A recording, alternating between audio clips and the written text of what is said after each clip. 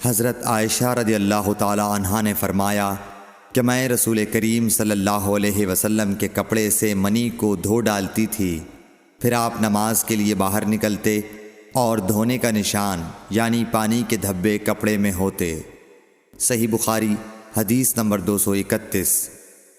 حضرت عائشہ رضی اللہ تعالی عنہا رسول کریم صلی اللہ علیہ وسلم کے کپڑے سے منی کو دھو ڈالتی تھیں۔ وہ فرماتی ہیں کہ پھر کبھی میں ایک دھبا یا کئی دھبے دیکھتی تھی۔ صحیح بخاری حدیث نمبر 232۔ کچھ لوگ اوقل یا اورینا قبیلوں کے مدینے میں آئے اور بیمار ہو گئے۔ رسول اللہ صلی اللہ علیہ وسلم نے انہیں لقاح میں جانے کا حکم دیا اور فرمایا کہ وہاں اونٹوں کا دودھ اور پیشاب پئیں۔ چنانچہ وہ لقاح چلے گئے اور جب اچھے ہو گئے تو رسول کریم صلی اللہ علیہ وسلم کے چرواہے کو قتل کر کے وہ جانوروں کو ہانک کر لے گئے۔ الصبح رسول کریم صلی اللہ علیہ وسلم کے پاس اس واقعے کی خبر آئی تو آپ نے ان کے پیچھے آدمی دوڑائے۔ دن چڑھے وہ حضور صلی اللہ علیہ وسلم کی خدمت میں پکڑ کر لائے گئے۔ آپ کے حکم کے مطابق ان کے ہاتھ پاؤں کاٹ دیے گئے اور آنکھوں میں گرم سلاخیں پھیر دی گئیں اور مدینے کی پتھریلی زمین میں ڈال دیے گئے۔ پیاس کی شدت سے وہ پانی مانگتے تھے مگر انہیں پانی نہیں دیا جاتا تھا۔ ابو قلابہ نے ان کے جرم کی سنگینی ظاہر کرتے ہوئے کہا کہ ان لوگوں نے چوری کی اور چرواہوں کو قتل کیا اور آخر ایمان سے پھر گئے اور اللہ اور اس کے رسول سے جنگ کی۔ صحیح بخاری حدیث نمبر 233۔ رسول اللہ صلی اللہ علیہ وسلم مسجد کی تعمیر سے پہلے نماز بکریوں کے باڑے میں پڑھ لیا کرتے تھے۔ صحیح بخاری حدیث نمبر 234۔ رسول کریم صلی اللہ علیہ وسلم سے چوہے کے بارے میں پوچھا گیا جو گھی میں گر گیا تھا۔ فرمایا اس کو نکال دو اور اس کے آس پاس کے گھی کو نکال پھینکو اور اپنا باقی گھی استعمال کرو۔ صحیح بخاری حدیث نمبر 235۔ رسول کریم صلی اللہ علیہ وسلم سے چوہے کے بارے میں دریافت کیا گیا جو گھی میں گر گیا تھا۔ آپ نے فرمایا کہ اس چوہے کو اور اس کے آس پاس کے گھی کو نکال کر پھینک دو۔ صحیح بخاری حدیث نمبر 236۔ رسول اللہ صلی اللہ علیہ وسلم نے فرمایا ہر زخم جو اللہ کی راہ میں مسلمان کو لگے وہ قیامت کے دن اسی حالت میں ہوگا جس طرح وہ لگا تھا۔ اس میں سے خون بہتا ہوگا جس کا رنگ تو خون سا ہوگا اور خوشبو مشک کی سی ہوگی۔ صحیح بخاری حدیث نمبر 237۔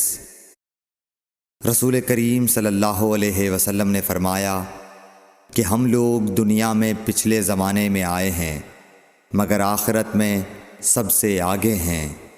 صحیح بخاری حدیث نمبر 238۔ رسول اللہ صلی اللہ علیہ وسلم نے فرمایا کہ تم میں سے کوئی ٹھہرے ہوئے پانی میں جو جاری نہ ہو پیشاب نہ کرے پھر اسی میں غسل کرنے لگے، یعنی یہ ادب اور نظافت کے خلاف ہے کہ اسی پانی میں پیشاب کرنا اور پھر اسی سے غسل کرنا۔ صحیح بخاری حدیث نمبر 239۔ ایک دفعہ رسول کریم صلی اللہ علیہ وسلم کعبہ شریف میں سجدے میں تھے۔ ایک دوسری سند سے رسول اللہ صلی اللہ علیہ وسلم کعبے کے نزدیک نماز پڑھ رہے تھے اور ابو جہل اور اس کے ساتھی بھی وہیں بیٹھے ہوئے تھے، تو ان میں سے ایک نے دوسرے سے کہا کہ تم میں سے کوئی شخص ہے جو قبیلے کی جو اونٹنی ذبح ہوئی ہے اس کی اوجڑی اٹھا لائے اور لا کر جب محمد صلی اللہ علیہ وسلم سجدے میں جائیں تو ان کی پیٹھ پر رکھ دے۔ یہ سن کر ان میں سے ایک سب سے زیادہ بدبخت آدمی اٹھا اور وہ اوجڑی لے کر آیا اور دیکھتا رہا۔ جب آپ نے سجدہ کیا تو اس نے اس اوجڑی کو آپ کے دونوں کندھوں کے درمیان رکھ دیا۔ عبداللہ بن مسعود کہتے ہیں میں یہ سب کچھ دیکھ رہا تھا مگر کچھ نہ کر سکتا تھا، کاش اس وقت مجھے روکنے کی طاقت ہوتی۔ عبداللہ کہتے ہیں کہ وہ ہنسنے لگے اور ہنسی کے مارے لوٹ پوٹ ہونے لگے، اور رسول اللہ صلی اللہ علیہ وسلم سجدے میں تھے، بوجھ کی وجہ سے اپنا سر نہیں اٹھا سکتے تھے، یہاں تک کہ حضرت فاطمہ رضی اللہ تعالی عنہا آئیں اور وہ بوجھ آپ کی پیٹھ پر سے اتار کر پھینکا۔ تب آپ نے سر اٹھایا، پھر 3 بار فرمایا، یا اللہ تو قریش کو پکڑ لے۔ یہ بات ان کافروں پر بہت بھاری ہوئی کہ آپ نے انہیں بد دعا دی۔ عبداللہ کہتے ہیں کہ وہ سمجھتے تھے کہ اس شہر مکے میں جو دعا کی جائے وہ ضرور قبول ہوتی ہے۔ پھر آپ نے ان میں سے ہر ایک کا جدا جدا نام لیا کہ اے اللہ ان ظالموں کو ضرور ہلاک کر دے۔ ابو جہل، عتبہ بن ربیعہ، شیبہ بن ربیعہ، ولید بن عتبہ، امیہ بن خلف اور عقبہ ابن ابی معیط کو۔ 7ویں آدمی کا نام بھی لیا مگر مجھے یاد نہیں رہا۔